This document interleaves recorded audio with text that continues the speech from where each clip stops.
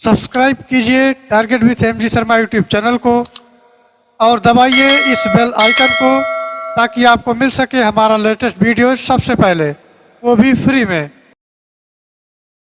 दोस्तों नमस्कार, स्वागत है आप सभी का आपके अपने YouTube channel target with MG Sharma में। तो दोस्तों आज के सेशन में हम लेकर उपस्थित हैं ये CTET अर्थात सेंट्रल टीचर एबिलिटी टेस्ट, जो कि केंद्रीय शिक्षक पात्रता परीक्षा कक्षा 1 से 5 तक के लिए है।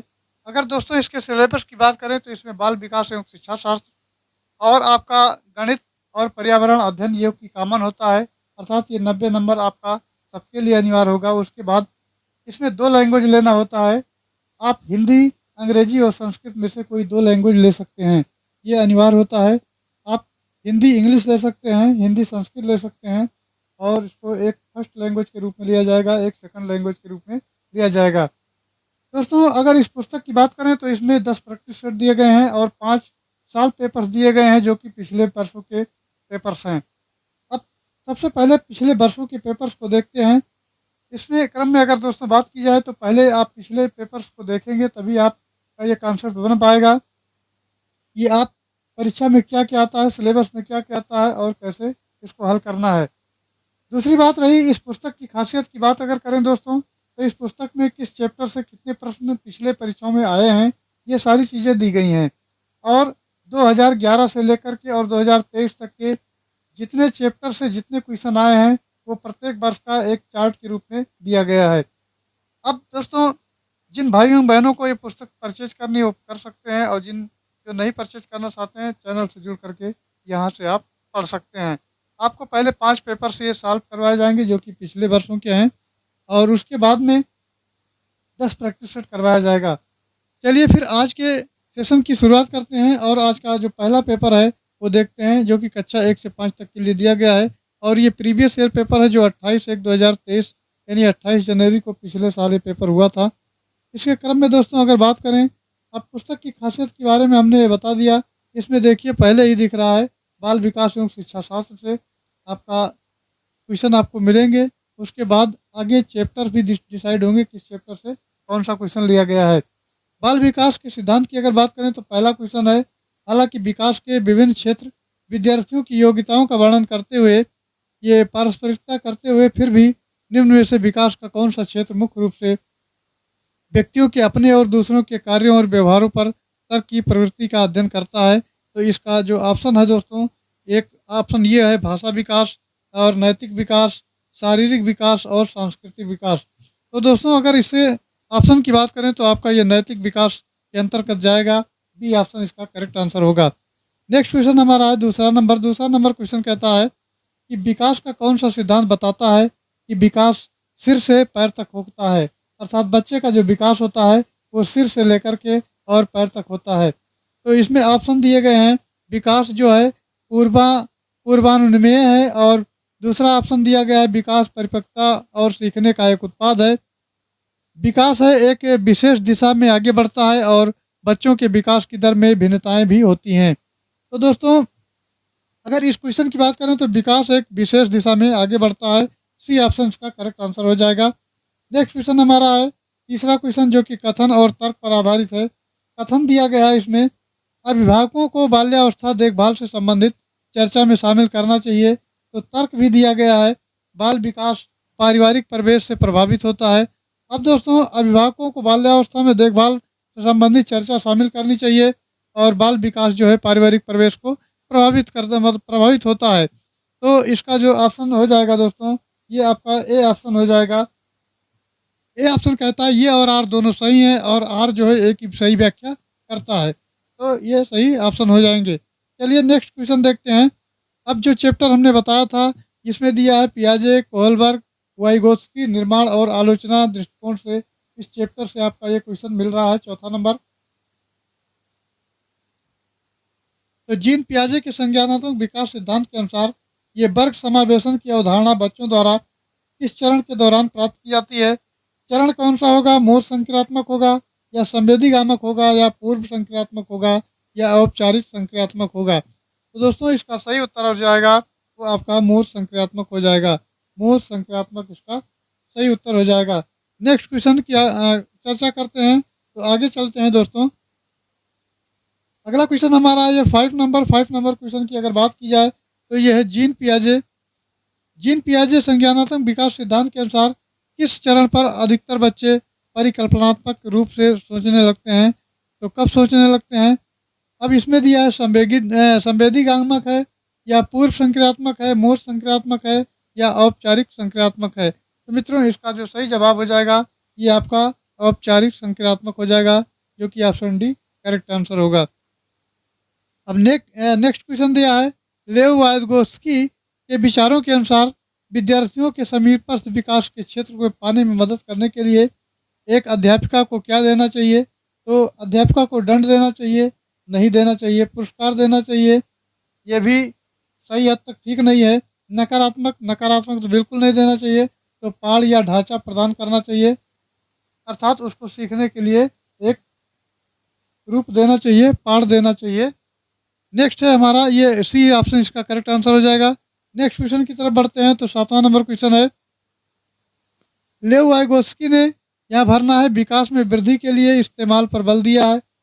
कौन सी वृद्धि में भी बल दिया है? शारीरिक पारस्परिकता में बल दिया है, नैतिक पुरस्कारों में दिया है, या सामाजिक स्मृति सहायक विधियों में दिया है, या संज्ञानात्मक सांस्कृतिक उपकरणों में दिया है? तो मित्रों इसका सही जवाब हो जाएगा आपका डी हो जाएगा, संज्ञानात्मक सांस्कृतिक उपकरणों में ये बल दिया गया है।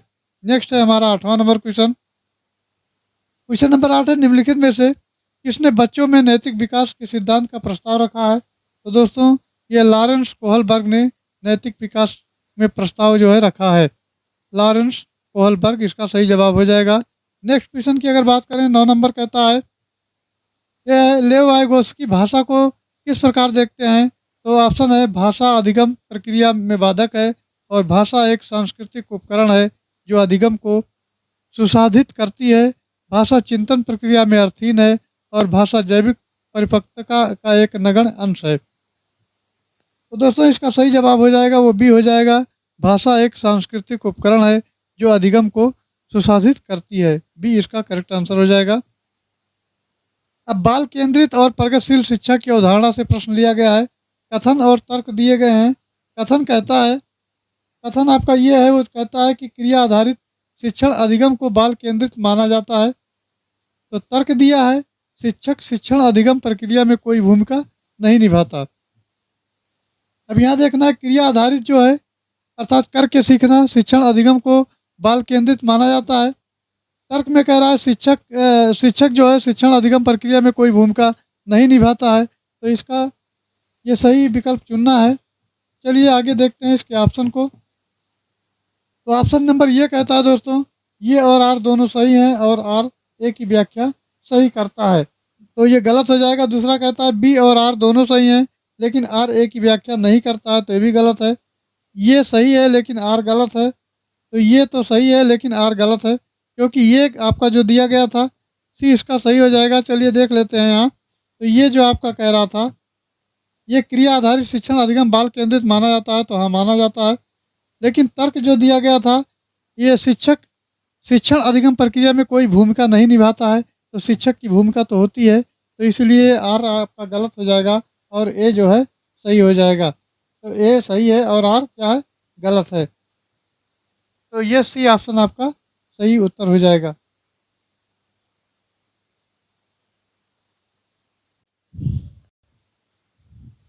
तो ये आपका ए सही है लेकिन आर गलत है, ये सही हो जाएगा। नेक्स्ट चलते हैं आगे। अगला क्वेश्चन है दोस्तों ये बुद्धि निर्माण का आलोचनात्मक दृष्टिकोण से बहुआयामी बुद्धि जो है ये प्रश्न लिया गया है। अब यहाँ है बहुबुद्धि सिद्धांत कहता है।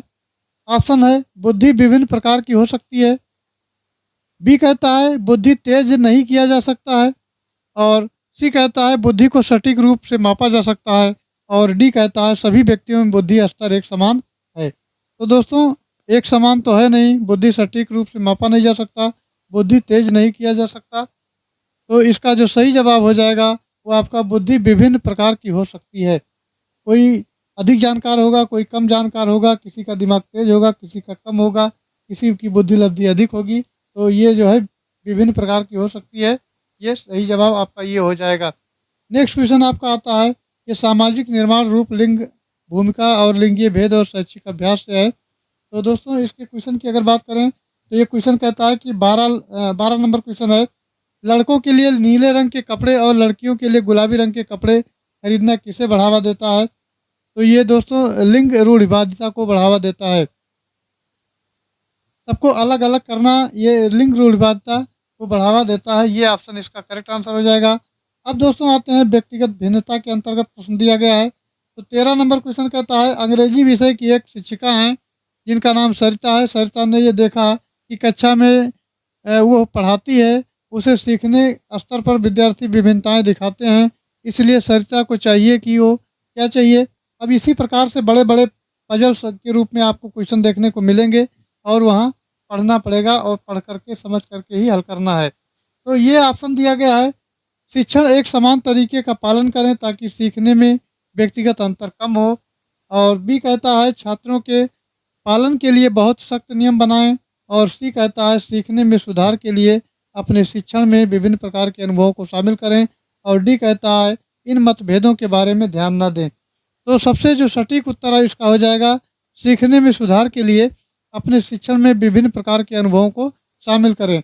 अर्थात जो आपका अनुभव कहता है पिछली चीज़ों से आपने सीखा है उसको भी आगे बढ़ाते हुए जोड़ करके ये उसमें फॉलो करना चाहिए। तो इसी ऑप्शन इसका करेक्ट आंसर हो जाएगा। नेक्स्ट क्वेश्चन हमारा है आकलन तथा सतत व्यापक मूल्यांकन से लिया गया है, जो कि क्वेश्चन है 14 नंबर।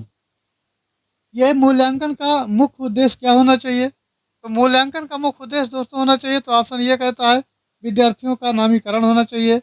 बी ऑप्शन कहता है समान योग्यता आधारित विद्यार्थियों का समूहीकरण होना चाहिए। तीसरा ऑप्शन आपका है, चलिए उसको देखते हैं, तो ये कहता है सी ऑप्शन आपका कहता है कि विद्यार्थियों की अधिगम प्रगति को समझना चाहिए और कम अंक पाने वाले विद्यार्थियों को अवरोधन करना चाहिए। तो कम अंक का कोई मतलब यहाँ नहीं है। इसका जो सही उत्तर हो जाएगा आपका कम अंक पाने वाले विद्यार्थियों का अवरोधन, तो ये तो वैसे ही गलत हो जाएगा। तो आपका विद्यार्थियों की जो अधिगम प्रगति को समझना चाहिए, सी इसका करेक्ट आंसर हो जाएगा। सी इज राइट आंसर। अब चलिए दोस्तों देखते हैं 15 नंबर क्वेश्चन। तो 15 नंबर की अगर बात करें तो यह है मूल्यांकन की प्रक्रिया में विद्यार्थियों को शामिल करके मूल्यांकन की प्रकृति में किस प्रकार का बदलाव आता है। तो बदलाव की अगर दोस्तों बात करें तो ऑप्शन को देख लेते हैं। तो यह है अधिगम का मूल्यांकन अधिगम के लिए मूल्यांकन हो जाता है और रचनात्मक मूल्यांकन योगात्मक मूल्यांकन में बदल जाता है, ये गलत हो जाएगा। व्यापक मूल्यांकन व्यापक मूल्यांकन में बदल जाता है, ये भी गलत है। और सतत मूल्यांकन असतत में बदल जाता है, ये भी गलत है। तो आपका जो ऑप्शन हो जाएगा ये हो जाएगा अधिगम का मूल्यांकन अधिगम के लिए मूल्यांकन हो जाता है, ये इसका करेक्ट आंसर हो जाएगा। नेक्स्ट क्वेश्चन की दोस्तों बात करें तो 16 नंबर है। 16 नंबर कहता है कि राष्ट्रीय शिक्षा नीति 2020 ने किस पर जोर दिया है। तो किस पर जोर दिया है? अब ये बहुविषयकता शिक्षा पर भी दिया है जोर या कठोर पाठ्यक्रम पर। तो कठोर पाठ्यक्रम तो होगा नहीं, निगेटिव चीज़ें इसमें नहीं आनी चाहिए, योगात्मक आकलन भी नहीं होगा, परीक्षा केंद्रित शिक्षा शास्त्र भी नहीं होगा। तो आपका सही यही हो जाएगा बहुविषयकता शिक्षा पर बल दिया गया है। दोस्तों नेक्स्ट क्वेश्चन की तरफ आगे बढ़ते हैं। तो नेक्स्ट हमारा है ये 17 नंबर क्वेश्चन। 17 नंबर क्वेश्चन कहता है कि हाशिए पर स्थित वंचित वर्गों से आने वाले विद्यार्थियों के समावेशन में मदद करने के लिए एक अध्यापिका को क्या करना चाहिए। तो अध्यापिका को सभी छात्रों के बीच अपनेपन की भावना को बढ़ावा देना चाहिए। या बी ऑप्शन कहता है कक्षा के सामने उसकी कमजोरी को उजागर करना चाहिए, ये काम कतई नहीं करना चाहिए। उन्हें एक अलग सेक्शन में पढ़ाना चाहिए। समान शिक्षा है समावेशी शिक्षा है तो सबको साथ में अलग से कोई मतलब नहीं है। आपका डी ऑप्शन कहता है सभी छात्रों के लिए मानकीकृत पाठ्यक्रम प्रयोग करना चाहिए, ये भी गलत हो जाएगा। तो आपका जो सही उत्तर हो जाएगा सही ऑप्शन आपका जो होगा सभी छात्रों के बीच अपनेपन की भावना को बढ़ावा देना चाहिए, अर्थात जो पॉजिटिव होगा वही आपका उत्तर हो जाएगा। तो ये इसका सही उत्तर हो जाएगा। नेक्स्ट दोस्तों आगे बढ़ते हैं, 18 नंबर क्वेश्चन देखते हैं। तो 18 नंबर क्वेश्चन कहता है कि वंचित समूहों से आने वाले बच्चों की सहायता के लिए स्कूल में निम्नलिखित में से कौन सी सुविधा प्रदान करने की आवश्यकता है।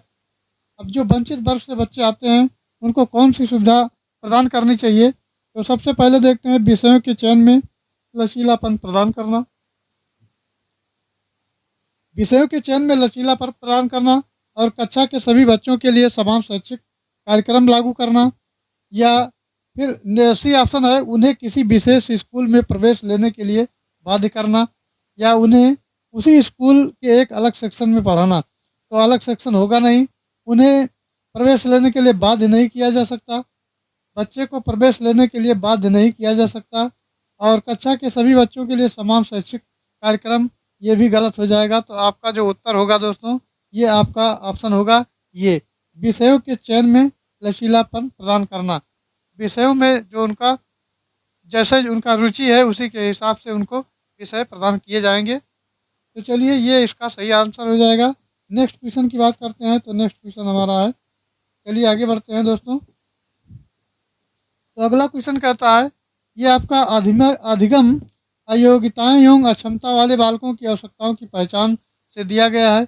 ये चैप्टर आपको डिसाइड कर दिए गए हैं कि कहाँ कहाँ से हैं, ये किताब की यही खासियत है।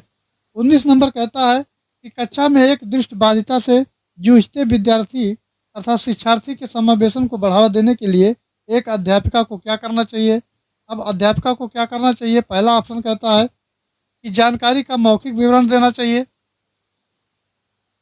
और संप्रत्यय के विवरण हेतु चार्ट दिखाना चाहिए, सांकेतिक भाषा का प्रयोग करना चाहिए, या उनकी तरफ बार बार देखना चाहिए। तो उनकी तरफ बार बार देखने से बच्चा डर जाएगा, ये तो कदाप नहीं करना है। सांकेतिक भाषा का प्रयोग नहीं करना, वो समझ पाए या ना पाए।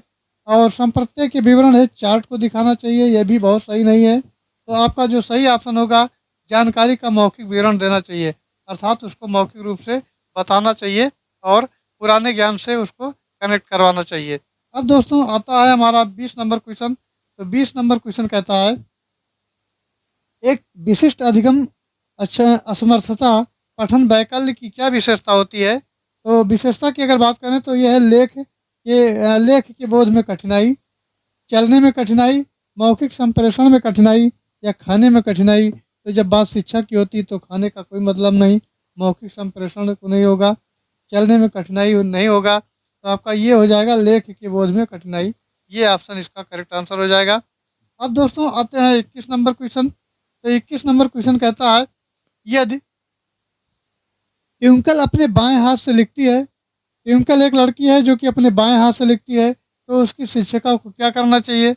अब उसकी शिक्षिका को उसे बाएं हाथ का उपयोग करने के लिए हतोत्साहित करना चाहिए। तो हतोत्साहित तो किया नहीं जा सकता, जो चीज़ें निगेटिव होंगी उसको कदाप नहीं लगाना है, उसे अपनी पसंद का प्रयोग करने दें। तो ये चलिए फिर आगे देख लेते हैं, उसके बाद देखते हैं।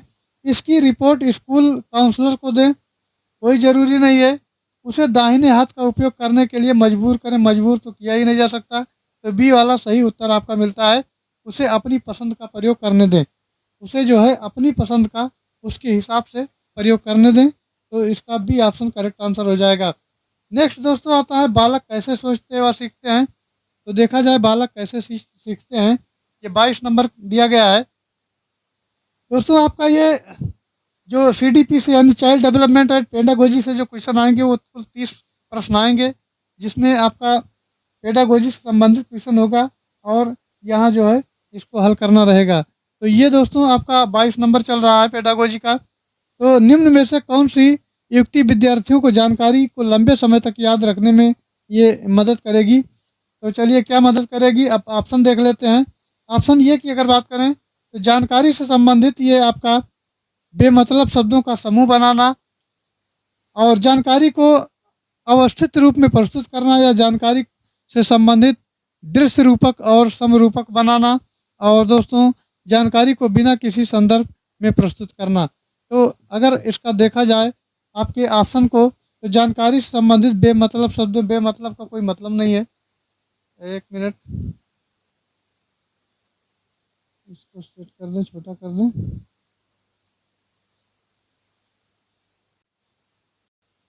तो दोस्तों आपका जो ऑप्शन ये दिया गया है, जानकारी को संबंधित बेमतलब होगा नहीं। दूसरा बी वाला कहता है जानकारी को अव्यवस्थित रूप से प्रस्तुत करना। तो अव्यवस्थित रूप से क्यों करेंगे। जानकारी से संबंधित दृश्य रूपक अर्थात कोई वस्तु है उसको दिखा करके और उसी के समरूप उसको बनाना। तो ये वाला सही हो जाएगा, सी ऑप्शन इसका करेक्ट आंसर हो जाएगा। फिर डी की अगर बात करें तो जानकारी को बिना किसी संदर्भ में, जब संदर्भ ही नहीं तो प्रस्तुत क्या करना है, तो सी इसका करेक्ट आंसर हो जाएगा।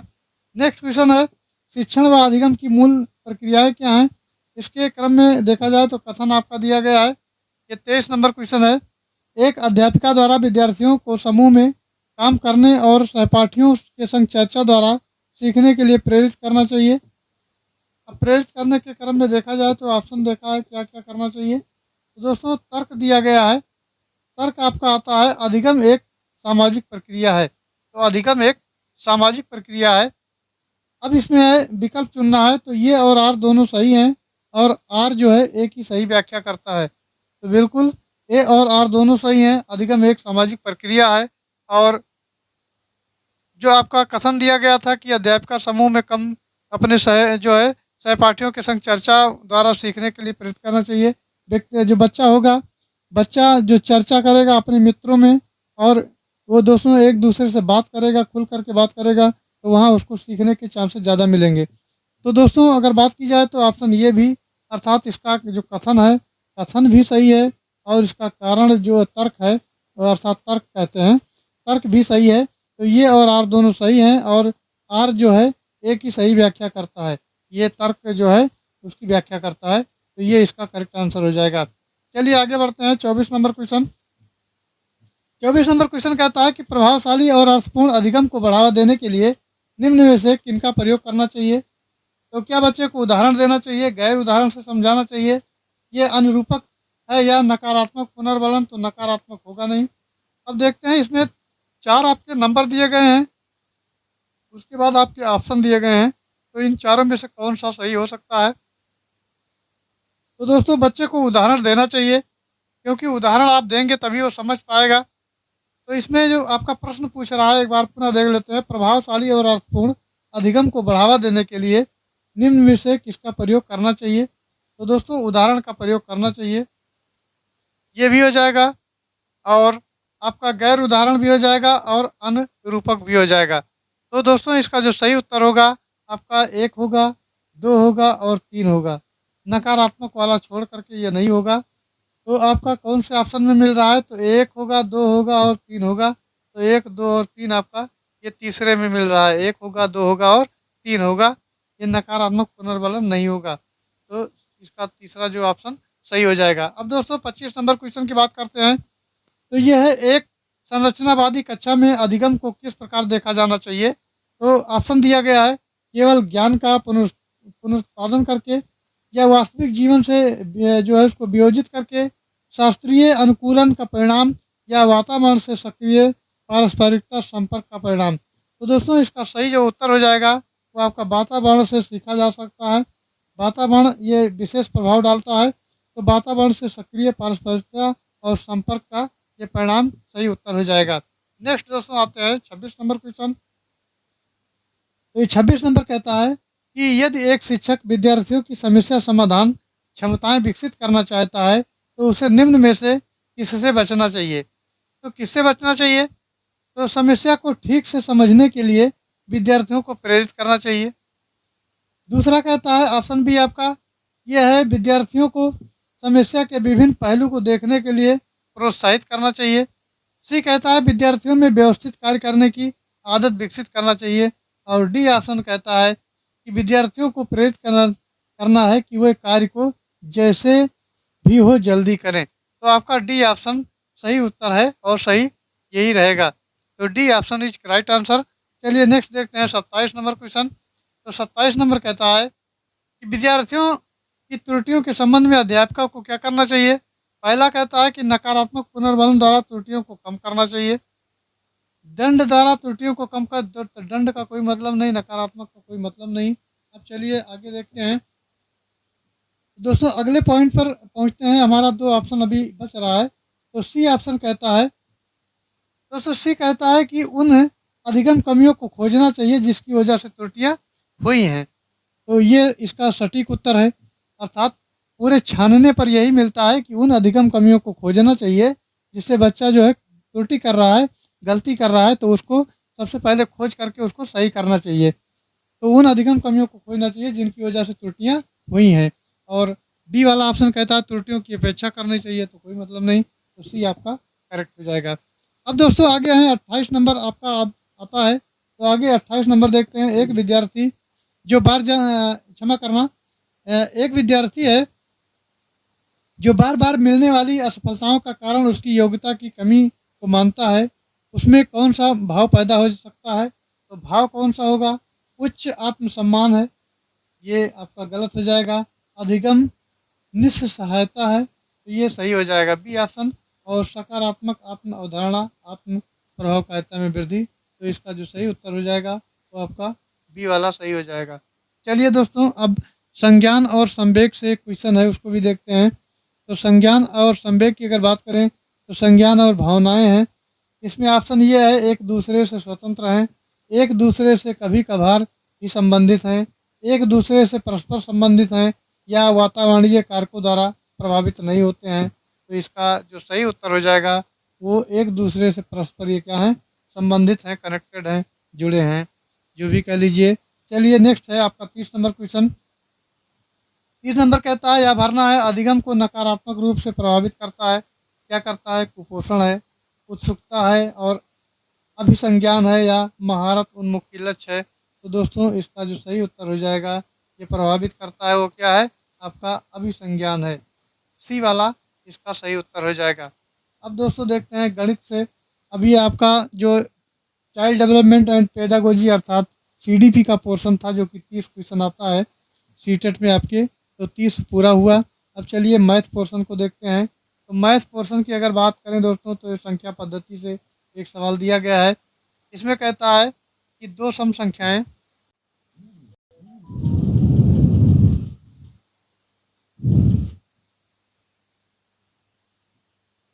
तो दोस्तों मैथ पोर्शन को देखते हैं। तो इसमें 31 नंबर से हमारा स्टार्ट होगा, और इसमें दिया है दो सम संख्याओं और दो विषम संख्याओं का योगफल होता है। तो दो सम संख्या है और दो विषम संख्या है, उसका योगफल क्या होता है? सदैव सम होता है, सदैव विषम होता है, ना तो सम होता है ना विषम होता है, कभी सम होता है और कभी विषम हो जाता है। तो दोस्तों अगर बात करें तो जो विषम संख्याओं का योगफल जो होता है दो विषम संख्याओं का, अर्थात दो लिखा जाएगा, दो विषम संख्याओं का जो योग होगा, आपका योगफल होगा, वो सदैव क्या होगा? सम संख्या होगा, सम संख्या होगा। दो विषम संख्याओं का योग क्या होगा? सम संख्या होगा। उदाहरण के लिए अगर आप देखते हैं 3 और 5 जोड़े, आपका 1 मिनट, अगर आप जोड़ते हैं 1 और 3 तो ये 4 हो जाएगा, और 5 और 3 जोड़ेंगे तो ये 8 हो जाएगा।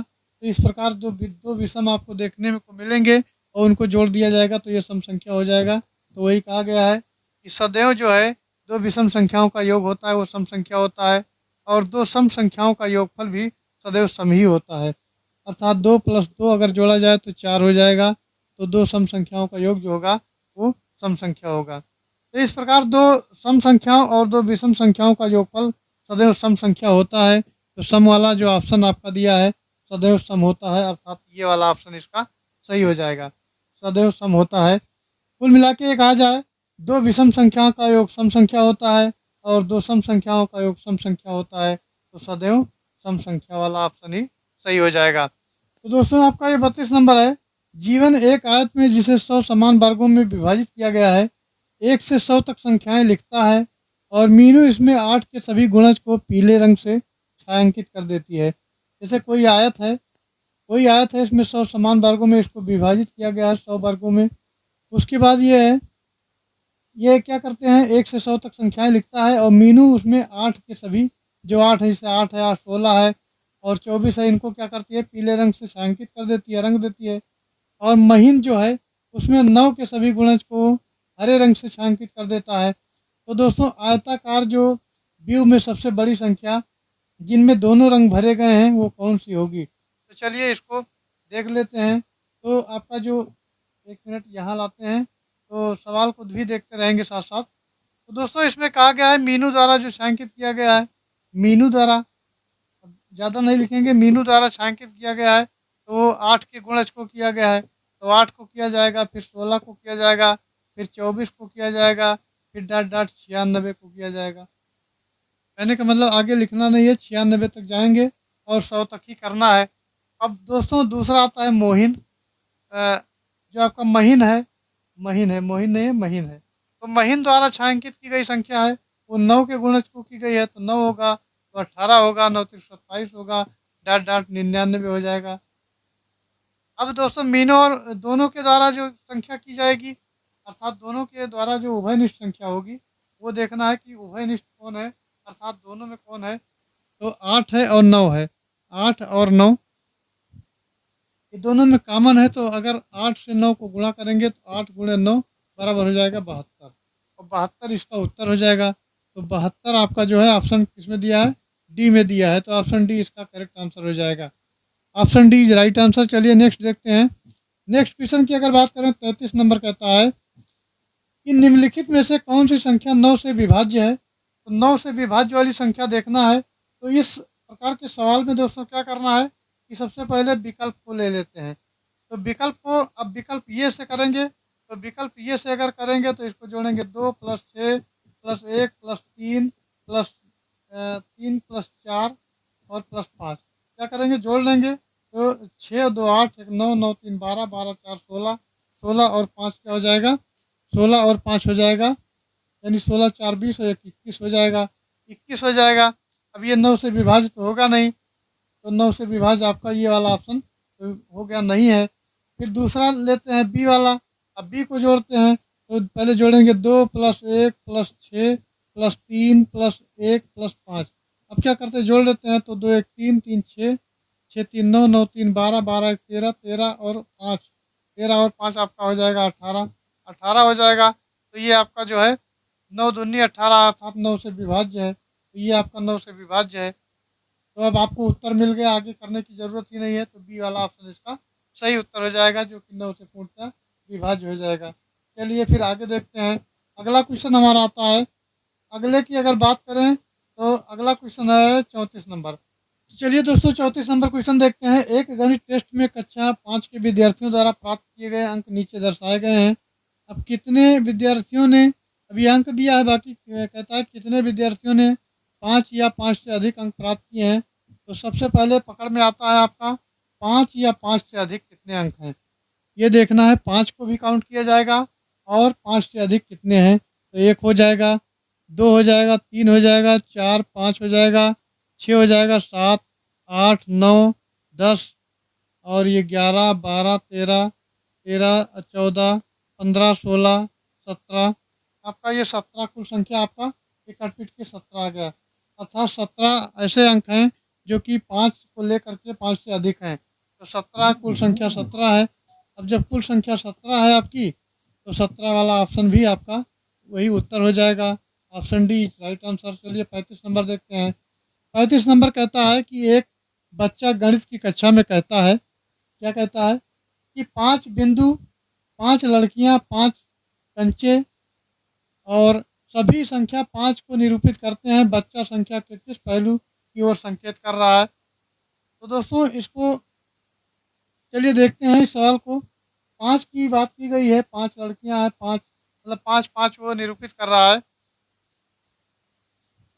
तो 5 बिंदु में 5 लड़कियां ये सब करता है अगर दोस्तों, तो ये किस पहलू की ओर संकेत कर रहा है। तो इसका सी हो जाएगा। ये दोस्तों गणनीयता के क्रम को संकेत करता है। गणनीयता अर्थात गणना करता है 5 5 करके। तो सी वाला ऑप्शन इसका उत्तर हो जाएगा। चलिए गणितीय मूल संक्रियाएं से सवाल दिया गया है, इसको देखते हैं। तो यह अनाघा 3 से 11 तक की संख्याओं के उपयोग से एक 3 गुणे 3 मैजिक वर्ग बनाना चाहती है। प्रत्येक पंक्ति में संख्याओं का योगफल क्या होगा। तो देखना है। अब इसको क्या करना है, एक मैजिक वो बनाना चाहती है। तो सबसे पहले ऐसे बॉक्स आप बना लीजिए, उसके बाद इसको 2 लाइन से काट दीजिए, 2 लाइन यहाँ हो जाएगा। अब ये कहता है कि जो ये है, अब जरूरी नहीं है कि वो इसी क्रम में हो। तो यह क्या करता है, 3 के क्रम में 3 से 11 तक की बनाना चाहती है। तो इसको लिख दें 3 4 5 6 7 8, ये 5 हो जाएगा, 9 10 और 11। अब कोई जरूरी नहीं, इसका क्रम उल्टा इधर उधर भी हो सकता है। तो इसी प्रकार नहीं होगा, कोई मतलब नहीं है। तो सभी संख्याओं को अब क्या करते हैं, जोड़ देते हैं। तो 3 4 3 7 7 और 5 7 5 आपका 12 होगा, 12 6 18 हो जाएगा, 18 और 7 18 2 20, 5 25, 25 और 5 30, 30 3 33, 33 और 9, 33 और 9 आपका ये हो जाएगा 42, 10 52, 52 और 10 62 और 1 63। कुल संख्या जोड़ने पर आपको मिल जाएगी 63। और वर्ग में पंक्ति कितने हैं? 3 है। तो वर्ग में जो पंक्ति है कितने हैं? 3 है। और प्रत्येक पंक्ति में कुल जोड़ करके आया 63। और वर्ग में पंक्ति कितने हैं? तो वर्ग में पंक्ति देख लेते हैं, तो कुल पंक्ति जो थे 3 थे। अब क्या करते हैं, प्रत्येक पंक्ति में संख्याओं का योगफल ले लेते हैं। तो ये 63 बटा अगर 3 हम कर देते हैं कि पूरा हमारा 63 आया, जोड़ने पर 3 से काट देते हैं तो 3 एकनम 3, 3 दूनी 6 और 3 एकनम 3, कुल मिला के 21 हो जाएगा। 21 जो हो जाएगा, तो 21 किस ऑप्शन में दिया गया है? ये ऑप्शन बी में दिया गया है। ऑप्शन बी इसका करेक्ट आंसर हो जाएगा। अब दोस्तों आगे बढ़ते हैं, 37 नंबर क्वेश्चन देखते हैं। तो ये है, जून 2022 में बिजली के 1 मीटर में रीडिंग 263 यूनिट थी। बिजली की जो मीटर रीडिंग थी वो 263 यूनिट थी। अगले माह ये रीडिंग 345 यूनिट हो गई। यदि प्रथम 5 यूनिटों के लिए विद्युत शुल्क 4 रुपये प्रति यूनिट है और 51 से 100 तक यूनिटों के लिए ये शुल्क 5 प्रति यूनिट है, तो जुलाई 2022 के लिए कुल विद्युत शुल्क क्या होगा? अब ये सवाल लगाना है। तो सबसे पहले जून 2022 में जो यूनिटों की संख्या थी वो 263 थी, ये सवाल में दिया गया है। अगले माह यूनिटों की संख्या, ये अगले माह हो गया, अगले माह लिखा है ये आपका 345 हो गया। पहले माह आपका ये 263 था। अब जुलाई 2022 में जो यूनिटों की संख्या है, तो सबसे पहले भैया 345 में से क्या करते हैं, 263 को घटा लेते हैं, अर्थात ये वाले में से ये घटा लेंगे, तो ये कुल बच जाएगा 82। कितना बचेगा? 82 बचेगा। आप घटा लें तो ये 5 में से 3 गए 2, और ये 14 में से 6 गई तो 8 6 14, बाकी 2 में से 2 जीरो हो जाएगा। अब प्रथम कुल बचा 82, तो यहाँ लिख लेते हैं 82। उसके बाद जो प्रथम 50 यूनिट हैं, प्रथम 50 यूनिट की अगर बात करें विद्युत शुल्क, तो 50 गुणे 4 हो जाएगा, अर्थात ये 200 हो जाएगा। अगली यूनिट है दोस्तों 32 यूनिट की बात करें, तो ये 32 गुणे 5 हो जाएगा, और ये 32 पंचे 160 हो जाएगा। तो अब जुलाई 2022 में कुल विद्युत शुल्क है, तो ये 200 और 160, तो ये 360 हो जाएगा। कुल 360 रुपये इसका उत्तर हो जाएगा। और 360 किस में दिया है? ये सी ऑप्शन में दिया है, 360 सी ऑप्शन इसका करेक्ट आंसर होगा। चलिए नेक्स्ट देखते हैं। तो नेक्स्ट आपका आता है 38 नंबर। 38 नंबर कहता है कि एक खिलौना कार का मूल्य है 35 रुपये है, एक केले का मूल्य 2 रुपये 50 पैसे है, एक नोटबुक का मूल्य 25 रुपये है, तथा नींबू के जूस के एक गिलास का मूल्य 12 रुपये 50 पैसे है। यदि अरुण के पास 50 रुपये हैं, तो निम्नलिखित में से किस संयोजन के लिए उसके पास पर्याप्त धनराशि होगी? तो इसको देखना है, तो देखते हैं क्या करना है। तो एक खिलौना है, कार है, एक खिलौना जो है, अब कार का मूल्य है 35 रुपये, तो खिलौना कार का जो मूल्य है 35 रुपये दिया गया है। इसी में समझते चलते हैं। खिलौना कार है 35 रुपये का, और नोटबुक का मूल्य है 2 रुपये 50 पैसे दिया है ये। फिर कहता है कि एक नोटबुक का मूल्य 25 रुपये भी है, तो 25 रुपये भी है, और नींबू के जूस वाले का जो दाम है वो 12 रुपये 50 पैसे है। अब विकल्प ये से अगर देखें, तो विकल्प ये आपका कहता है, इसको थोड़ा छोटा कर लेते हैं। तो विकल्प आपका ये कहता है कि एक नोटबुक, एक केला और जूस 2 गिलास। तो इसका मूल्य डिसाइड करते हैं, तो नोटबुक का मूल्य 25 रुपये है, प्लस एक केले का मूल्य 2.5 रुपये है, 2 रुपये 50 पैसे जिसको कहते हैं। और उसके बाद में फिर 2 जूस के गिलास की अगर बात करें, तो जूस का गिलास जो है ये कितने का है? ये आपका जूस गिलास है 12 रुपये 50 का, तो 2 हो जाएगा, तो ये आपका 25 रुपये का हो जाएगा। अब इसको जोड़ लेते हैं, तो ये 25 दूना 50 और 2 52, यानी 52 रुपये 50 पैसे हो जाएगा, 52 रुपये 50 पैसे। अब दोस्तों इस संयोजन के लिए अगर बात की जाए, तो इस संयोजन के लिए जो है अरुण के पास पर्याप्त धनराशि नहीं है। अब क्या करते हैं, ये विकल्प तो हटा दीजिए। अब फिर विकल्प सी से देखते हैं। विकल्प सी से देख लेते हैं। तो ये सी दिया गया है, एक नोटबुक 2 केला और 1 जूस का गिलास। तो इसका जो एक नोटबुक का मूल्य है दोस्तों, वो आपका 25 रुपये है। इसी प्रकार बी वाला भी कर लेना है, तो हम सी पर सीधे चलते हैं। तो 25 रुपये है। और फिर कहता है 2 केले का मूल्य। अब केले का मूल्य यहाँ देखना पड़ता है बार बार। तो केले का मूल्य है 2 रुपये 50 पैसे। तो 2 केला है तो ये हो जाएगा 5 रुपये, तो इसका 5 रुपये हो जाएगा। 1 मिनट। तो नोटबुक का मूल्य 25 रुपये प्लस ये 2 है तो 5 ढाई रुपये 5 रुपये हो जाएगा। प्लस ये 2 जूस का गिलास है, 1 गिलास जूस का है तो 12 रुपये 50 पैसे है। तो इसको जोड़ेंगे अगर तो ये आपका हो जाएगा 25 और 5 30, 10 40 और 2 42 रुपये 50 पैसे हो जाएगा। 42 रुपये 50 पैसे हो जाएगा। अब दोस्तों आपका जो उत्तर आता है ये संयोजन जो है आपका सी विकल्प वाला सही हो जाएगा। सी विकल्प वाला आपका सही हो जाएगा। सी इज राइट आंसर। चलिए फिर आगे देखते हैं। अगला क्वेश्चन हमारा है 39 नंबर, मुद्रा और राशि मापन से संबंधित ये सवाल है। तो क्वेश्चन कहता है विंसी का जन्म 8/8/2007 में हुआ और 31/7/2022 में उसकी आयु क्या थी। तो इसका जो जन्म है वो घटाना है तो ये विकल्प दिए गए हैं। अब विकल्प को हमको नहीं देखना है। विंसी का जो जन्म तिथि है वो 8/8/2007 है और 31/7/2022 से इसको निकालना है। तो सबसे पहले सन लिखते हैं। तो कौन सा है, ये 7वां महीना है और 31 तारीख है। अर्थात जुलाई का महीना है और 31 तारीख है। और फिर ये कहता है कि इसका जो जन्म तिथि है वो 8 है तो 8 लिखेंगे, 8 है यहाँ लिखेंगे और 2007 है तो 2007 लिख देते हैं। इसको घटा लेते हैं। अब दोस्तों ये 31 दिन है, ये 8 दिन है तो 31 में से 8 निकालेंगे अगर तो आपका हो जाएगा 23। 31 में से 8 अगर निकालेंगे तो 23 दिन हो जाएगा, ये दिन हो जाएगा। फिर आता है ये 7 है, 8 यहाँ घटेगा नहीं तो यहाँ से 1 साल उधार लेंगे और 1 साल में कितने महीने होते हैं, 12। तो 12 महीने जब उधार लाएंगे तो 12 और 7 कितना हो गया, 12 और 7 आपका हो जाएगा 19। और 19 में से 8 अगर निकाल देंगे तो 11 महीने हो जाएगा।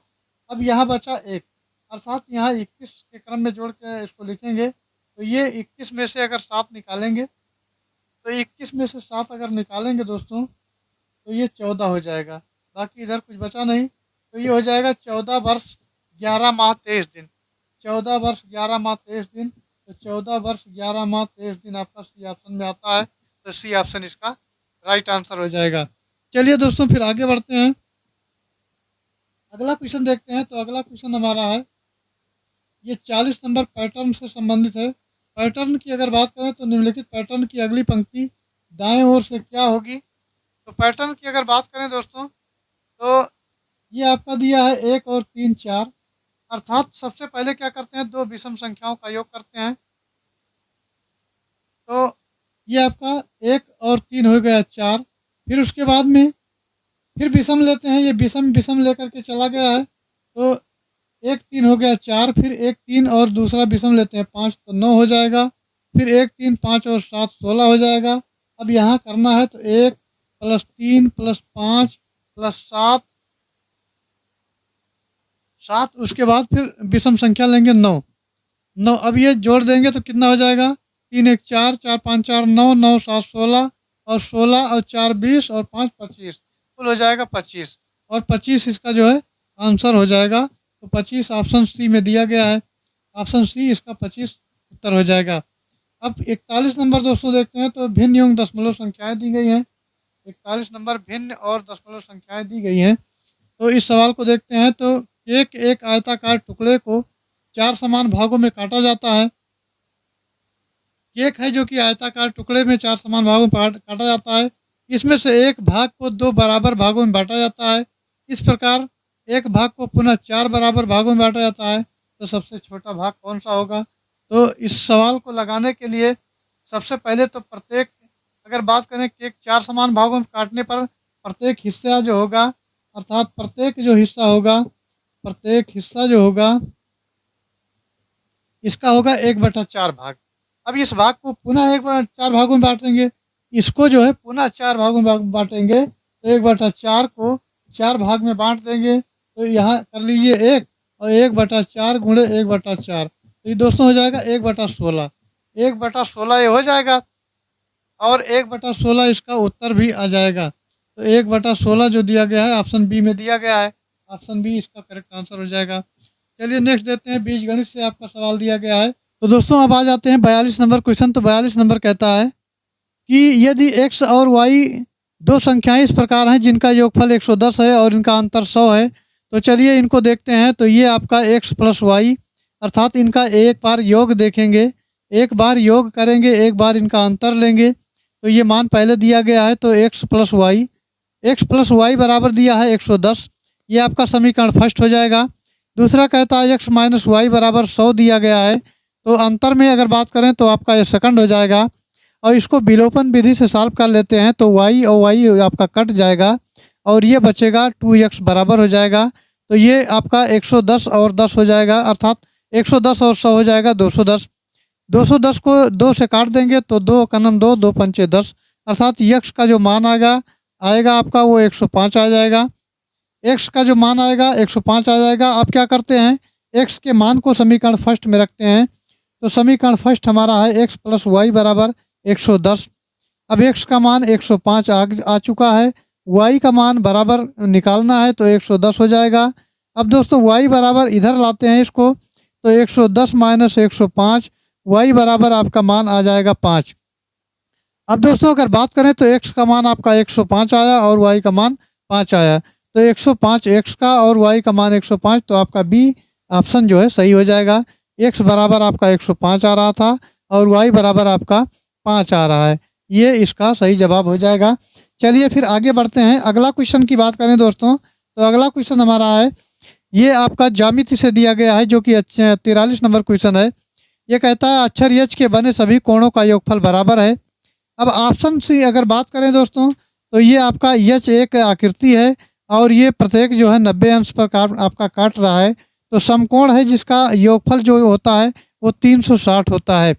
90 90 90 90, अर्थात 9 चौक 36, 90 90 अगर इसको जोड़ेंगे तो 360 इसका होगा, जो कि चतुर्भुज के अंतःकोणों का योगफल के बराबर होता है।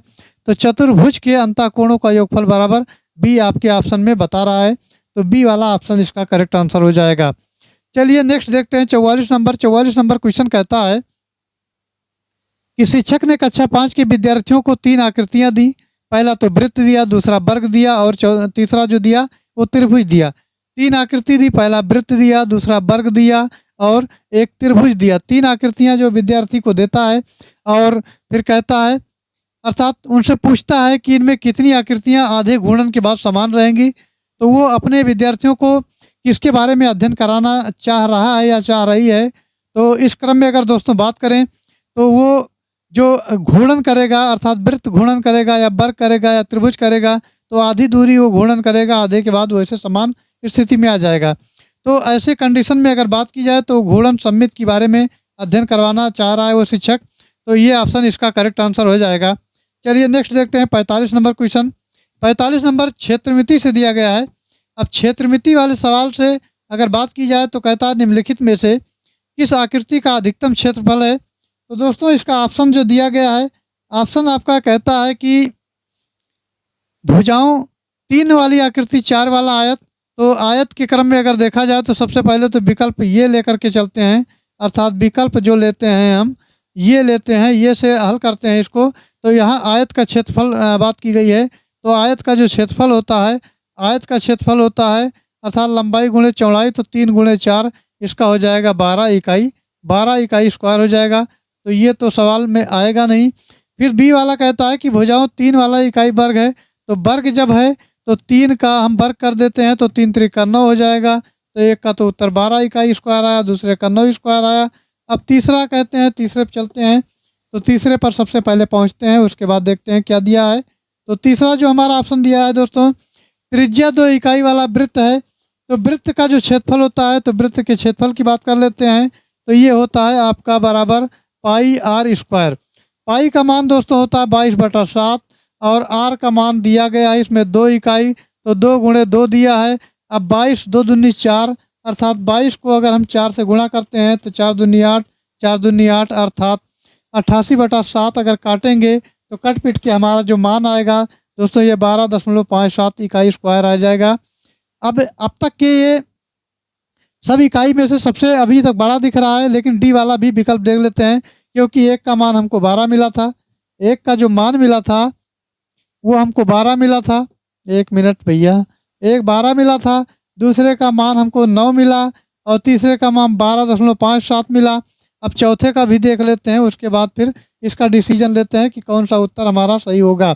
डी की अगर दोस्तों बात करें तो डी वाला विकल्प लेते हैं, तो इसमें कहता है कि भुजाओं 3 इकाई और 4 इकाई कर्ण को छोड़कर वाला त्रिभुज बनाना है। तो समकोण आ जाएगा, समकोण का क्षेत्रफल होता है 1/2 गुणे 3 गुणे 4।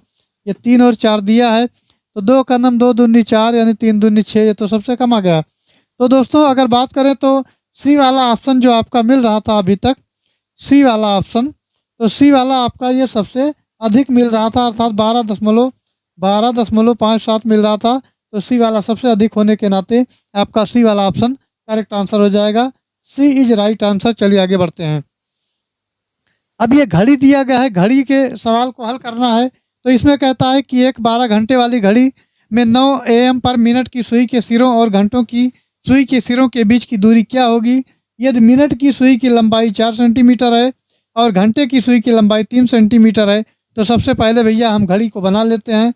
इस सवाल को थोड़ा उधर कर दें, उसके बाद घड़ी को बना लेते हैं, क्योंकि घड़ी की ज़रूरत पड़ेगी, तो घड़ी को बनाना अनिवार्य है इसमें। तो देखते हैं, एक घड़ी हम इसको ड्रा कर लेते हैं। अब घड़ी 2 प्रकार की होती है, एक तो आपकी होती है अर्थात AM और PM होता है, ये 12-12 घंटे का फॉर्मेट होता है, एक होता है 24 घंटे का। स्टेशन पर अगर आप देखेंगे तो 24 घंटे का फॉर्मेट वाला आपको मिलेगा, और अगर आप नॉर्मल घड़ी देखेंगे तो इसमें AM और PM होगा। जनरल सी बात है कि AM और PM की अगर बात करें तो AM होता है आफ्टर मेरिडियन यानी कि पूर्वा, और PM का मतलब होता है ये पास्ट मेरिडियन यानी कि अपराह्न। अर्थात 12 बजे दिन में 12 बजे दिन के पहले आपका ये AM होगा, और 12 बजे दिन के बाद का जो समय होगा वो आपका PM होगा। तो ये आफ्टर मेरिडियन और पास्ट मेरिडियन, ये कॉन्सेप्ट आपका क्लियर हो गया होगा। अब फिर चलिए देखते हैं, घड़ी बनाते हैं। तो यहाँ आपका 12 हो जाएगा, ये आपका 3 हो जाएगा, क्यों ऐसे चलेगा 1 1 2 3, और उसके बाद ये आपका हो जाएगा 6 आ जाएगा 6, और उसके बाद ये 9 हो जाएगा।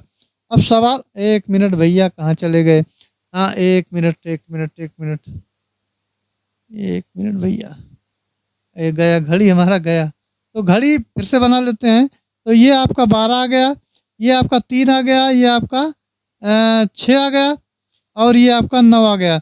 अब यहाँ एक घड़ी है, अब ये कहता है कि 9 बजाना है इसमें, तो 9 बड़ी सुई आपकी मिनट वाली यहाँ होगी और छोटी सुई आपकी यहाँ होगी। अब ये कहता है कि बड़ी सुई की लंबाई 4 सेंटीमीटर है और छोटी वाली की घंटे वाली की 3 सेंटीमीटर है। इतना बात समझ में आ रहा होगा। अब जब ये 9 पर है और ये 12 पर है, तो जाहिर सी बात है कि बिना देखे बता देंगे कि ये कोण 90 अंश का होगा। अब जब कोण 90 अंश का होगा तो ये वाला जो पोर्शन होगा, ये वाला, 1 मिनट कलर चेंज करके दिखा देते हैं, तो ये वाला जो होगा ये आपका कर्ण हो जाएगा, और पाइथागोरस प्रमेय इस पे लागू हो जाएगा। तो कर्ण का स्क्वायर बराबर हो जाएगा ये आधार का स्क्वायर प्लस लंब का स्क्वायर। तो कर्ण वाले का मान हम पहले मान लेते हैं x। अब क्या करते हैं, x स्क्वायर बराबर करेंगे, और ये 4 चौक 16 हो जाएगा, और 3 त्रिक 9 हो जाएगा। अर्थात 3 का वर्ग करेंगे 4 का वर्ग करेंगे तो दोनों जुड़ेंगे, तो 4 चौक 16 9 25 हो जाएगा। अर्थात x स्क्वायर बराबर 25 हो गया। अब x बराबर इधर करेंगे, इधर वर्गमूल में होगा 25, तो x का मान आ जाएगा 5, और ये वाला जो हम x माने थे इसको 5 इसका मान आ जाएगा, और जब 5 इसका मान आ जाएगा तो 5 इसका उत्तर भी आ जाएगा। तो C इसका करेक्ट आंसर हो जाएगा, C इज राइट आंसर इसका हो जाएगा। चलिए दोस्तों आगे बढ़ते हैं।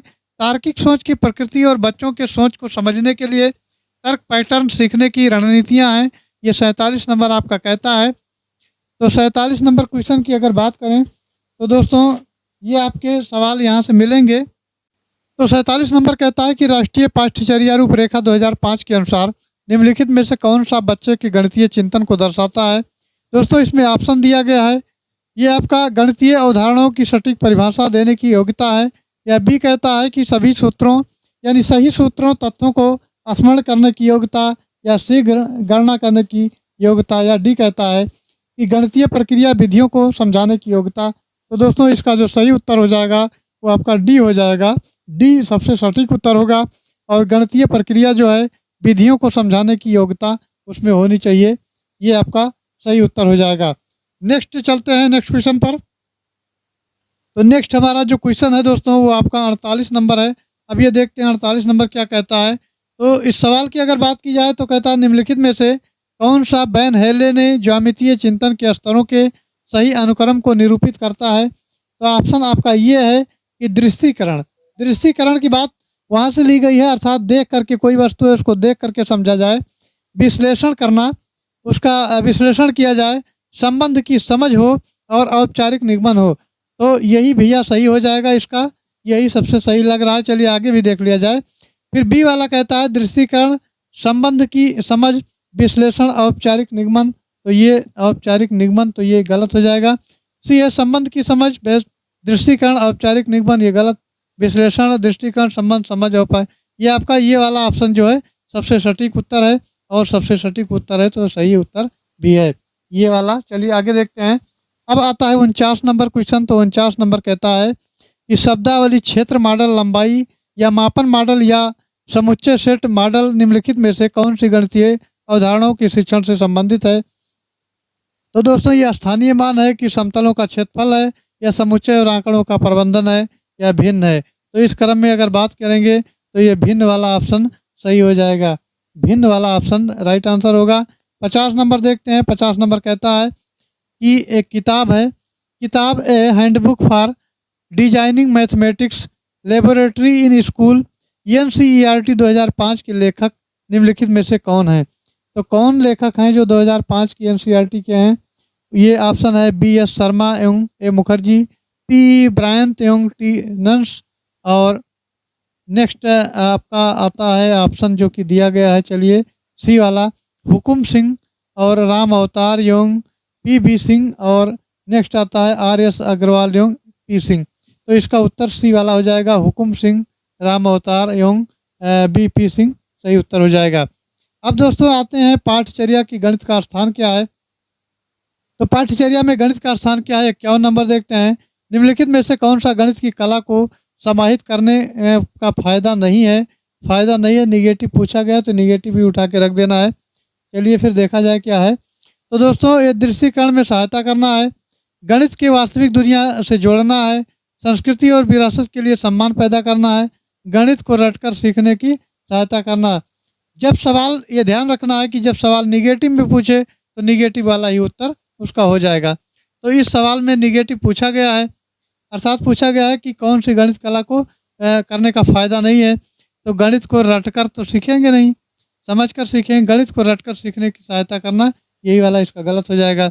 नेक्स्ट दोस्तों आते हैं शिक्षण की समस्याओं पर। तो 52 नंबर कहता है राष्ट्रीय पाठचर्या रूपरेखा 2005 के अनुसार गणित की कक्षा में अर्थपूर्ण समस्याओं को प्रस्तुत करना एक जो है महत्वपूर्ण व्यवहार है। निम्नलिखित में से कौन सा कथन ये उपरोक्त कथन से सबसे कम रूप से संबंधित है। तो इसके ऑप्शन दिए गए हैं दोस्तों। ऑप्शन ये कहता है कि कक्षा में विद्यार्थियों के गणित के विचारों को और अधिक स्पष्ट बनाना, या जब विद्यार्थी अपनी समस्या प्रस्तुत कर रहा है या कर रही है या कर रहा हो तो उसी की चिंतन प्रक्रिया पर बल देना, या विद्यार्थियों को ऐसी समस्याओं को प्रस्तुत करने का निर्देश देना चाहिए जिसका एक अद्वितीय सटीक और उत्तर हो। या चौथा डी वाला ऑप्शन कहता है कि विद्यार्थियों को अपने विचारों और संगठित सुनियोजित करने का समय जो है प्रदान करना। तो इसका जो सबसे सटीक उत्तर होगा आपका सी वाला हो जाएगा, विद्यार्थियों को ऐसी समस्याओं को प्रस्तुत करने का निर्देश देना चाहिए जिनका एक अद्वितीय सटीक और सही उत्तर हो सके। सी वाला ऑप्शन करेक्ट आंसर हो जाएगा। नेक्स्ट दोस्तों आते हैं 53 नंबर क्वेश्चन पर। तो 53 नंबर कहता है निम्नलिखित में से कौन सी युक्तियां गणित में कम उपलब्धि वाले विद्यार्थियों के लिए उपयुक्त नहीं है। तो इसमें भी निगेटिव पूछा गया है तो निगेटिव उठा के चिपका देना है। तो चलिए देखते हैं। ये वाला है विद्यार्थियों की रुचि पर केंद्रित गतिविधियों का उपयोग करा जाए। एकल कार्य जो है सत्र अभ्यास निर्दिष्ट करना। सी कहता है केवल शब्द लगने से आपका ये पॉइंट कमजोर हो जाता है। तो केवल वाला क्या होगा, निगेटिव होगा और ये गलत हो जाएगा। केवल सबसे कठिन समस्या निर्दिष्ट करना, तो ये गलत हो जाएगा और इसी को उठा के पेस्ट कर देना है। चलिए फिर आगे बढ़ते हैं। नेक्स्ट आपका है 54 नंबर क्वेश्चन कहता है निपुण भारत मिशन के अनुसार विद्यार्थियों के बीच मूलभूत संख्यात्मक कौशल को बढ़ाने के लिए निम्नलिखित में से कौन सी शैक्षणिक प्रक्रियाओं को सराहा जा सकता है? तो ये दोस्तों ऑप्शन दिए गए हैं। कक्षा के माहौल को अवधारणाओं की खोज और दृश्यीकरण की भावना पैदा करने वाला होना चाहिए, बिल्कुल होना चाहिए। बच्चे को वास्तविक जीवन की समस्याओं को हल करने में सक्षम बनाने के अवसर प्रदान करें, ना कि केवल केवल फिर आ गया केवल पाठ्य पुस्तक की समस्याओं को, तो केवल आ गया तो केवल ये केवल वाला ही गलत हो जाएगा। चलिए नेक्स्ट देखते हैं। तो नेक्स्ट आपका आता है, नेक्स्ट अब वही छोड़ देते हैं, फिर नेक्स्ट क्वेश्चन देखते हैं। ये आपका 55 नंबर आता है। 55 नंबर कहता है, 55 नंबर क्वेश्चन कहता है दोस्तों, कक्षा 5 के भिन्नों के योग की अवधारणा का परिचय कराते हुए गणित की एक शिक्षिका दलजीत एक समस्या को हल करने के लिए केवल सही मानक क्रियाविधि के उपयोग पर बल देती है। वो सिखाई गई कलन विधि से अपने शिक्षार्थियों के कई प्रश्न अभ्यास के लिए देती है। गणित की एक शिक्षिका के रूप में दलजीत दर्शाती है। क्या दर्शाती है? ऑप्शन आपका ये हो जाएगा, संख्यात्मक समझ को दर्शाती है, यांत्रिक समझ को दर्शाती है, अपने शिक्षार्थियों की आवश्यकताओं की समझ को वो दर्शाती है, या भिन्नों के योग में अपने शिक्षार्थियों के द्वारा की गई त्रुटियों की समझ को दर्शाती है। तो इसका दोस्तों उत्तर हो जाएगा, वो आपका हो जाएगा, ये आपका यांत्रिक समझ को दर्शाती है, वो यांत्रिक समझ हो जाएगा। बी ऑप्शन करेक्ट आंसर हो जाएगा। फिर आते हैं 56 नंबर क्वेश्चन। तो गुरदीप प्राथमिक गणित कक्षाओं के उपयोग हेतु गणित की एक किट विकसित करना चाहता है। उसे सम्मिलित करना चाहिए। क्या करना चाहिए? दैनिक जीवन में उपयुक्त सामग्री करनी चाहिए, या उच्च परिष्कृत साधन करना चाहिए। केवल तो होगा नहीं, महंगे ठोस। केवल आपका जो उत्तर हो जाएगा दोस्तों, दैनिक जीवन में प्रयुक्त सामग्री जो है उसको क्या करना चाहिए? ये सम्मिलित करना चाहिए। चलिए आगे बढ़ते हैं। 57 नंबर क्वेश्चन। 57 नंबर कहता है कि निम्नलिखित कथनों में से कौन सा गणित शिक्षा की समानता के सिद्धांत को सर्वाधिक उपयुक्त रूप से निरूपित करता है? तो इसका ऑप्शन हो जाएगा ये, विद्यार्थियों में विविधता को महत्व देते हुए सभी अधिगम को बढ़ावा देना। अधिगम का मित्रों होता है मतलब सीखना। तो दूसरा कहता है बी वाला ऑप्शन, वर्तमान समय में प्रत्येक स्कूल के लिए गणित के अध्यापन में ICT का उपयोग करना अति आवश्यक है, या अभिकलन कौशल वाले केवल कुछ मेधावी छात्र ही गणितीय तर्कणा को विकसित कर पाते हैं। या डी वाला कहता है कि कक्षा आपका जो दिया गया है 12 तक गणित को एक अनिवार्य विषय के रूप में पढ़ाया जाना चाहिए। तो पढ़ाया तो जाना चाहिए, इसका कोई मतलब नहीं है। तो इसका जो दोस्तों उत्तर हो जाएगा आपका, ये हो जाएगा सही उत्तर जो हो जाएगा वो आपका विद्यार्थियों की विविधता को महत्व देते हुए सभी अधिगम को बढ़ावा देना चाहिए। ये वाला ऑप्शन करेक्ट आंसर हो जाएगा। अब चलिए 57 था अभी तक। हाँ चलिए फिर 58 देखते हैं। 58 नंबर क्वेश्चन कहता है, 58 नंबर क्वेश्चन कहता है दोस्तों, जब कक्षा 2 के बच्चे को 38 लिखने के लिए कहा गया तब उसने 308 लिखा। गणित की प्राथमिक कक्षा में शिक्षक के रूप में आप इन बच्चों की त्रुटि कैसे सुधारेंगे? तो कैसे? अभ्यास के लिए समान उदाहरण जो है प्रदान करेंगे। या बी वाला ऑप्शन देखते हैं। तो कहता है स्थानीय मान की उदाहरणों को सुदृढ़ करने के लिए हस्त कौशल सामग्री का उपयोग करेंगे। हाँ यही वाला सही होगा। स्थानीय मान की उदाहरणों को बहुत उसके दिमाग में जो है अच्छे तरीके से समझा देंगे, बता देंगे और दिमाग में भर देंगे ताकि वो भूले ना, और हाथ से कौशल करके अर्थात वो जो है अपने द्वारा कर करके समझेगा तो वो समझ जाएगा, अच्छी तरह से उसको ज्ञात हो जाएगा। अर्थात ये बी वाला ऑप्शन करेक्ट आंसर हो जाएगा। चलिए 59 नंबर देखते हैं। 59 नंबर पे आ जाते हैं। तो यह है गणित के किस ब्लूम के वर्गीकरण के बारे में निम्नलिखित में से कौन सा कथन सत्य नहीं है? सत्य नहीं पूछा है तो नहीं है, तो निगेटिव में आंसर आपको मिलना चाहिए। अब आता है प्रत्येक डोमेन बहुस्तरीय है, और दूसरा भी कहता है प्रत्येक डोमेन एक पदानुक्रमित संरचना है। प्रत्येक डोमेन बढ़ते स्तर जटिलताओं के अनुसार सीखने से वर्गीकृत करता है। सीखने का अगला स्तर किस विशेष डोमेन के सीखने के निचले स्तर के लिए ये एक पूर्व शिक्षा साइट है। तो दोस्तों इसका जो उत्तर आपका हो जाएगा, ये प्रत्येक डोमेन बढ़ते स्तर जटिलताओं के अनुसार सीखने में वर्गीकृत करता है। सी वाला सही हो जाएगा। चलिए नेक्स्ट 60 नंबर क्वेश्चन देखते हैं। 60 नंबर कहता है, निम्नलिखित में से कौन सी गणित के खुले सिरे निम्नलिखित में से कौन से गणित के खुले सिरे वाले प्रश्नों की विशेषता नहीं है? तो ये है केवल जो है माध्यमिक कक्षाओं के लिए उपयोगी। अब केवल देख लिए, केवल जहाँ देख पाओ वही मार दो फट से। केवल मिला हमको, केवल के वजह से केवल कर दिए इसको। ये वाला ऑप्शन इसका करेक्ट आंसर हो जाएगा। चलिए आगे देखते हैं। अगला हमारा पर्यावरण से संबंधित प्रश्न यहाँ मिल रहे हैं। तो पर्यावरण वाला पोर्शन देखते हैं। ये 61 से लेकर के अभी तक का तो 60 तक का चल रहा था, अब ये 61 तक का आपका 61 से लेकर पर्यावरण दिया गया है। बिना बीजों के उगने वाले पौधे हैं तो क्या है? सेब है, पाइनस है और प्रून्स है या फर्न है। तो फर्न है, बिना जो है बीज के उगने वाला पौधा है ये। चलिए उसके बाद देखते हैं दोस्तों अगला क्वेश्चन। अगला क्वेश्चन कहता है 62 नंबर, ये है निम्नलिखित पहेली हल कीजिए। चोंच है मेरी बड़ी निराली, सुई हो जैसे सिलने वाली, पत्ते सिलकर घर बनाऊं, कौन सी चिड़िया मैं कहलाऊं। ये दोस्तों आपका पजल्स के रूप में दिया गया है। और ये इस सवाल को देखते हैं तो वो कौन सी चिड़िया है, ये नाम से ही क्लियर है। तो वो जो है दर्जन चिड़िया है। दर्जन चिड़िया इसका उत्तर हो जाएगा, जो किसी ऑप्शन में दिया गया है। अब 63 नंबर क्वेश्चन की बात करें तो ये कहता है कि जो 63 नंबर कहता है कायरोमिरोफ्री पौधे का परागण जो है आय होता है, कहाँ से होता है। तो इसका जो उत्तर हो जाएगा दोस्तों ये चमगादड़ हो जाएगा। चमगादड़ इसका करेक्ट आंसर होगा। 64 नंबर कहता है कि हाथियों के बारे में निम्नलिखित कथनों पर विचार करें। तो हाथियों के बारे में, एक 3 महीने के बच्चे हाथी का वजन आमतौर पर 1 क्विंटल से कम होता है।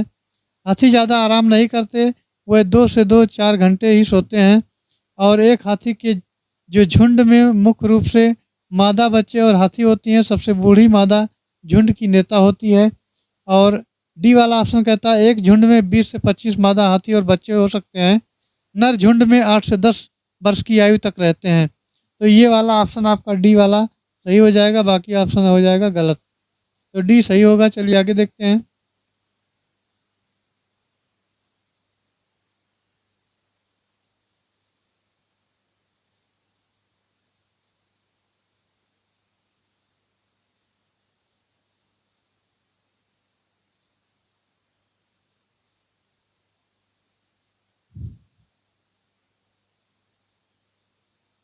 नंबर 64 नंबर जो देखे हैं, 64 में हो रहा है मिस्टिक। 64 नंबर आपका जो कह रहा है, 1 मिनट, 64 में तो आपका ये ABCD ऑप्शन दिया गया है। तो इसमें दो आपको ऑप्शन जो है सही मिल रहे हैं। तो सबसे पहले इसके पूरे ऑप्शन को देख लेते हैं। तो सही कथन इसमें बताना है। तो इसका जो उत्तर हो जाएगा ये आपका बी और सी दोनों हो जाएगा। बी अर्थात डी ऑप्शन तो सही होगा, बी और सी। अब बी और सी यहाँ बढ़ करके देख लेते हैं क्या है। तो बी वाला भी सही होगा और सी वाला भी सही होगा। तो ये है हाथी ज़्यादा आराम नहीं करते, वे 2 से 4 घंटे सोते हैं। और सी वाला कहता है हाथी के झुंड में मुख्य रूप से मादा और बच्चे हाथी होते हैं और बूढ़ी मादा झुंड की नेता होती है। तो बी वाला, बी और सी सही हो जाएगा। तो ये डी यहाँ न लगा करके आपका यहाँ होगा बी और सी, जो आपका एक कूट के रूप में दिया गया है, ये हो जाएगा डी वाला ऑप्शन। चलिए देखते हैं। फिर नेक्स्ट क्वेश्चन हमारा है, इसको सही कर लीजिएगा, ये डी वाला सही हो जाएगा, अर्थात बी और सी दोनों ऑप्शन सही होंगे वहाँ। चलिए 65 नंबर देखते हैं। तो 65 नंबर कहता है कि घटपाणी यानी जिसको निफेथेंसिस कहते हैं पौधा, चूहों, मेढकों और कीड़े मकोड़ों पे फंसा कर उन्हें खा जाता है। हमारे देश में ये पौधा कहाँ पाया जाता है? क्या मेघालय में पाया जाता है, नागालैंड में, मिजोरम में या अरुणाचल प्रदेश में? तो दोस्तों ये पौधा जो पाया जाता है ये मेघालय में पाया जाता है, मेघालय में पाया जाता है। चलिए आगे देखते हैं। अगला क्वेश्चन हमारा है मानव शरीर, भोजन और रोग। मानव शरीर, भोजन और रोग, ये सवाल यहाँ से प्रश्न पूछा गया है।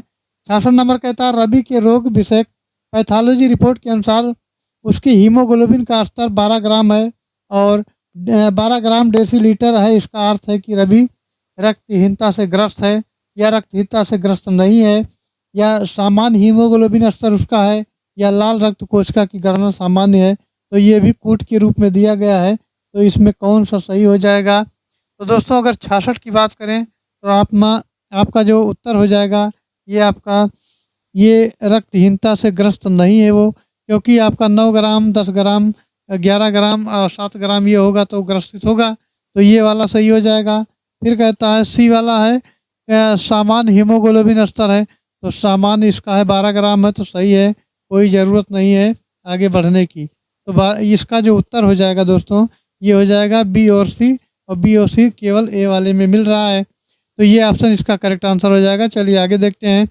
अब सौर मंडल और पृथ्वी से प्रश्न पूछा गया है। इस किताब में पहले ही हमने बताया था कि ये चैप्टर डिसाइड कर दिया गया है कि कहाँ कहाँ से प्रश्न ये पूछे गए हैं। तो दोस्तों 67 नंबर कहता है कि पृथ्वी गोल है। 67 नंबर कहता है कि पृथ्वी गोल है। 1 मिनट पहले इसको सेट कर लें। पृथ्वी गोल है और सूर्य की परिक्रमा करती है। जब भारत के मध्याह्न दोपहर होता है तो नीचे दिए गए किस देश में मध्यरात्रि होती है? तो दोस्तों ये ऑप्शन में दिए गए हैं। अब पहला ऑप्शन आपका अल्जीरिया है, दूसरा आपका अलास्का यानी यूएसए है, अर्जेंटीना है, कनाडा है। तो जब ऐसी सिचुएशन आती है कि पृथ्वी जो सूर्य की परिक्रमा करती है जब भारत में यानी दोपहर में होता है, तो यहाँ जो है किस देश में मध्यरात्रि होती है? तो अर्जेंटीना में जो है आधी रात होती है यानी मध्यरात्रि होती है। सी वाला इसका सही जवाब हो जाएगा। नेक्स्ट है जल और वायु। जल और वायु के क्रम में अगर देखें दोस्तों तो ये प्रश्न आया हुआ है 68 नंबर। यह है बावड़ियों यानी सीढ़ीदार कुआं जिसको बावड़ी बोलते हैं। ये विषय में निम्नलिखित कथनों पर विचार कीजिए। ऑप्शन आपका ये कहता है ये वर्षा के पानी के भंडारण और संरक्षण में पारस्परिक प्रणालियां हैं। बी कहता है इसका प्रयोग सामुदायिक संसाधनों के रूप में किया जाता है।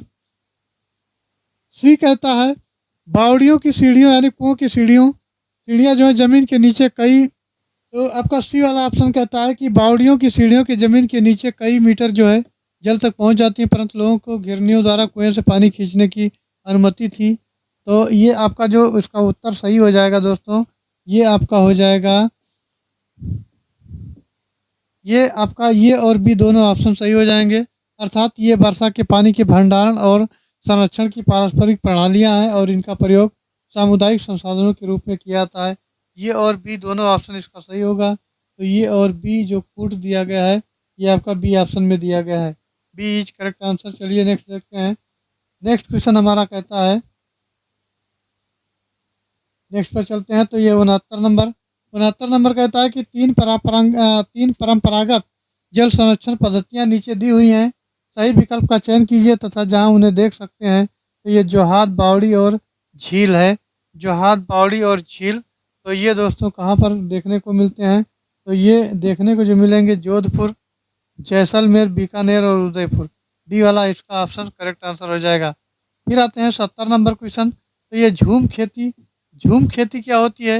ये जैविक खेती है, कांटों और जलाऊ खेती है, रासायनिक ये पीड़कनाशियों की समिति का उपयोग है या फसल चक्रण है? तो दोस्तों ये कौन सी फसल है? तो ये कांटों और जलाऊ खेती है। कांटों और जलाऊ जो है झूम खेती वो खेती होती है जिसमें आप फसल को काट करके और सारी चीज़ों जो उसमें डंठल सब कुछ होते हैं उनको फूंक दिया जाता है और जला करके फिर उसके बाद इसकी जुताई की जाती है। तो कांटों और जलाऊ खेती के नाम से ये जाना जाता है। अब दोस्तों आते हैं 71 नंबर। तो 71 नंबर कहता है भारत में हमारी करीब 22 संवैधानिक रूप से मान्यता प्राप्त भाषाएं हैं और भारत के अनेक राज्यों में अपनी आधिकारिक भाषाएं हैं। संथाली और कुडुख भाषा बोली जाती है। तो ये संथाली और कुडुख भाषा कहाँ पे बोली जाती है? तो दोस्तों ये झारखंड, तो इसका यहाँ भरा जाएगा, झारखंड में है, अर्थात ये इसका सही उत्तर हो जाएगा। अब आते हैं 72 नंबर। तो 72 नंबर कहता है दोस्तों हमारे देश की विरासत एवं संस्कृति समृद्ध है और कला की संस्कृति का हिस्सा है। पश्चिम बंगाल का प्रसिद्ध जो पारंपरिक कला का रूप है वो कौन सा है? तो वो जामदानी है। जामदानी है इसका उत्तर हो जाएगा। 73 नंबर कहता है दोस्तों ये इमारतों यानी प्राचीन इमारतों की दीवार का एक हिस्सा गोलाकार है, मैं बाहर निकलता और वह दीवारों के ऊंचे होते हैं, उन्हें कहते हैं। तो क्या कहते हैं? उनको कहते हैं ये बुर्ज कहते हैं। ऑप्शन डी इसका करेक्ट आंसर हो जाएगा। नेक्स्ट है 74 नंबर। 74 नंबर कहता है कि नीरज चोपड़ा एक चैंपियन ओलंपियन है, वे कौन से खेल खेलते हैं? तो दोस्तों उनका खेल जो है वो जेवलिन थ्रो है यानी भाला फेंक है। ये इसका सही जवाब हो जाएगा। नेक्स्ट है 75 नंबर। 75 की अगर बात करें तो निम्नलिखित में से कौन सा जोड़ा सही है? तो जोड़ा आपका जो साइना नेहवाल बैडमिंटन वाला सही है, Sania Mirza table tennis, PT Usha weight lifting में दौड़ है इनका, और के मल्लेश्वरी इनका वेट लिफ्टिंग है। तो इसका जो सही जोड़ा पूछा गया है ये साइना नेहवाल बैडमिंटन हो जाएगा। चलिए फिर आगे देखते हैं अगला क्वेश्चन।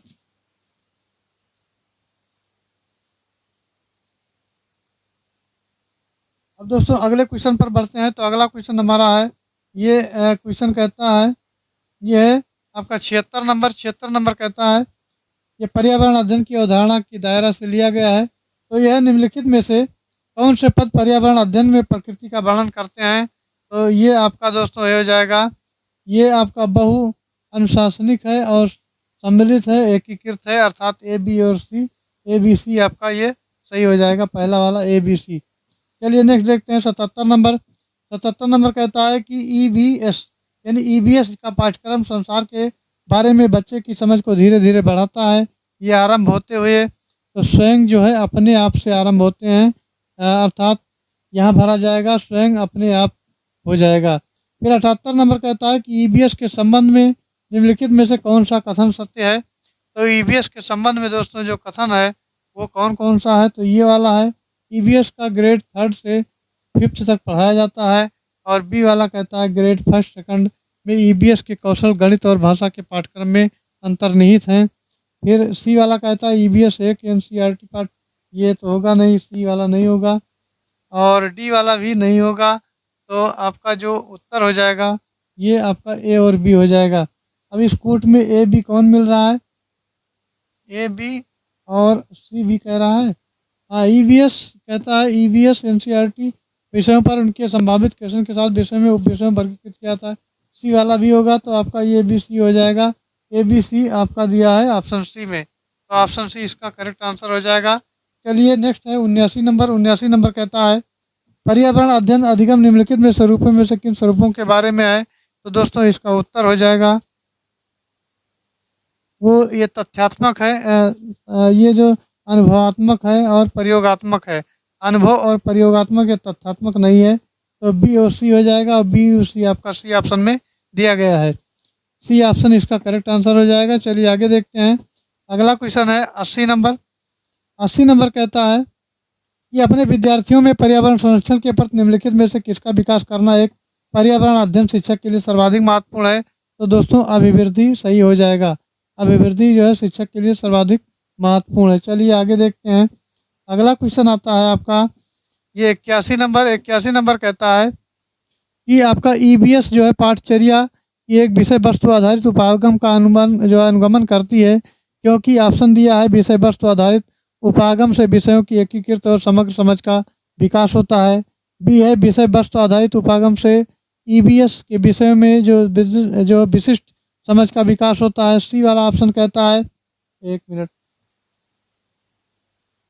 कहाँ चले गए भैया, सी वाला कहता है कि विषय केंद्रित उपागम मोटी पाठ पुस्तकें होंगी और विषय वस्तु आधारित उपागम से एक शिक्षक सभी EVS के विषयों को सरलता से जो है पढ़ा लेता है।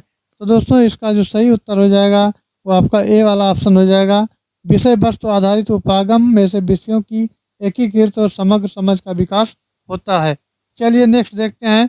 नेक्स्ट आपका आता है गतिविधियां से 82 नंबर क्वेश्चन, 82 नंबर देख लेते हैं। तो दोस्तों ये है, बसवा किसानों की जीवन पर एक कठपुतली कार्यक्रम का मंचन करती है। इससे विद्यार्थियों में निम्नलिखित में से कौन से प्रक्रिया कौशल का विकास होता है? तो कौन सी प्रक्रिया का कौशल विकास होगा दोस्तों, वो विकास बताना है। तो ये है, याद करने का कौशल होगा, नहीं होगा, पहचानने का कौशल, अवधारणात्मक कौशल या अवलोकन कौशल इसका हो जाएगा। अवलोकन कर रहे गए बच्चे देखेंगे तो उसका अवलोकन करेंगे, तो डी वाला ऑप्शन करेक्ट आंसर हो जाएगा। नेक्स्ट चलते हैं दोस्तों 83 नंबर कहता है कि EVS जो है, EVS पाठचर्या के अनुसार बच्चों से ये अपेक्षा की जाती है, क्या की जाती है?